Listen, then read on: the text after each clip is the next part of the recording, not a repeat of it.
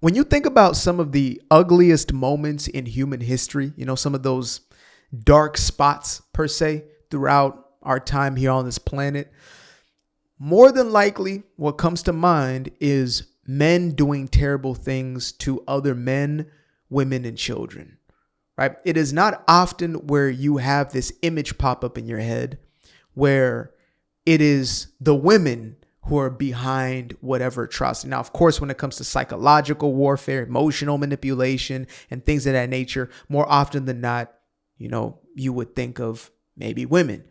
But when it comes to acts of aggression and violence, I'm talking about, from 1930s, 1940s Germany to antebellum slavery or some components of that, or Jim Crow within the United States. You think of currently jihadism and these terror attacks, etc. It's almost impossible to bring up an image of, let's say, a mother, a daughter who was holding the very same convictions and beliefs. And yet, when you look throughout the history and even find some of these images, it's like when you see pictures of the first integrated school in America and those young students walking onto that campus, and you see the looks on the people's faces, the white folks who are seeing this happen and are opposed to it. It is mostly the women. It's the mamas and the aunties and the sisters who look like there is absolute disgust, right? It's almost impossible to conjure up a female schmatzi. But yet, who were these people's mamas? Who was sending them off to these Boy Scout camps? Who are the individuals who are fueling that sort of ideology? It was the women.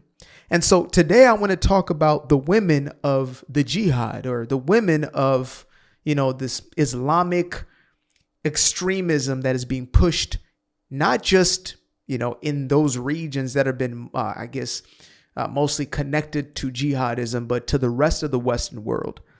Most of y'all are seeing it in your backyards at this point in time. And so I thought to bring this video up and to give us a little bit of insight just so we can see this, because, again, when people are creating their narratives or perpetuating these narratives of, well, these poor women and these poor children, oftentimes it is women that are empathized with. They're the weaker vessel. They're helpless or whatever.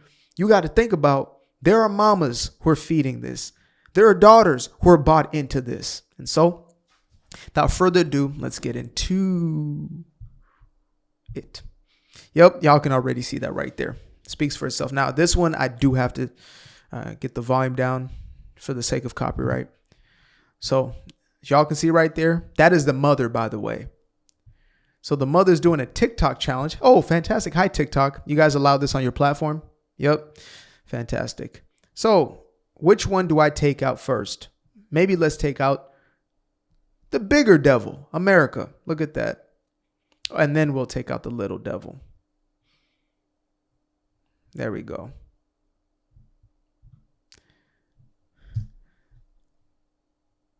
That is a young woman.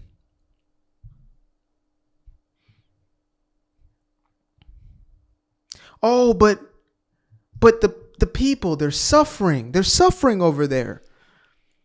Okay, yes, I can accept that. Hamas is who are Hamas leaders' mamas? You do know that they have mamas, right? There are mothers of Hamas. Do you know that much of the population in so-called Palestine is in support of this current regime? We can't say the same for like Iran when it comes to as far as how much of the population actually stands behind the actions of their current rulers, or in the case of Iran, their current oppressors, actual oppressors. It's a little tidbit for anybody over there on the left who cries oppression. You should go check out how things are going over there, right? But again, there are mothers behind this, there are daughters, etc. And the reason I'm bringing this up is to say that when you have this false narrative of it's just these bad people who are, doing this to the rest, and don't put into consideration that it is a societal thing. It is baked and woven into the fabric of their culture. This is what they believe. This is what they think. This is what they're taught from the earliest stages of life. And, hopefully there can be rehabilitation for many of these people. But again, where they are right now is in a mindset of utter destruction.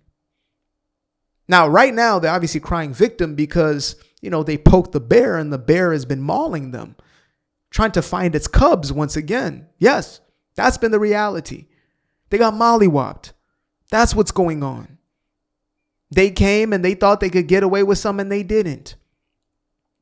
And now they're paying the consequences. And now they're crying out and this is taking place. And again, you can have empathy and compassion at the same time as understanding, oh, there's actually individuals who I am crying for, sympathizing, who are wanting for this destruction. Mothers who raise their children with that idea in their head to say that these are your enemies and you destroy them. That's your end goal in life. Let me go ahead and read some of these. So these are, again, young girls at a school. And look at what they're saying. We will defend the land of divine guidance with our bodies, and we will sacrifice our souls without hesitation. We will chop off their heads, and we will liberate the sorrows and exalt Al-Aqsa Mosque. Oh, fantastic. We will lead the army of Allah, fulfilling his promise. What is that? And we will subject them to eternal torture. Sounds like a fun little sleepover situation going on here, right? Just getting the galleys together. Oh, I'm probably going to have to silence some of that music out right there. Yeah. I'm going to silence out this music just in case. So if you think you understand Palestine is the subheader, can I move this? Yes, I can. So they're saying, Palestinian, woe to my enemy. We ignite the intifada with a stone and a knife. These little girls singing this. Father, challenge accepted. Okay. Where are the Zionists and the soldier? Who in the world can overcome me when I am called Palestinian? We're going to come with the sword and with a stone.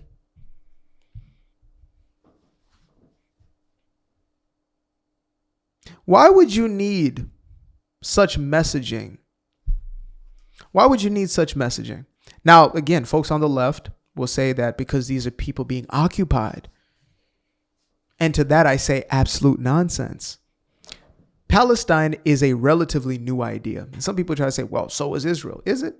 Is it really? Because if you read in the Quran, it doesn't seem to be a new invention. It was written all those years back, 700 plus years back, right? It's mentioned in the Islamic religion, but there's no Palestine there. If you go further back into the Bible, canon, specifically the Torah, it's all in there. Israel was there, centered in the very same place. These are people coming back actually to their homeland. We love to talk about indigenous peoples. It's funny how there's never a celebration of those indigenous peoples coming back to their land, right? It's interesting. But again, back to the point at hand. I call this one the little girly jihadists, because that's what that is. They become the mothers that hold their children up as sacrifices to their God. Say, I will offer my child up.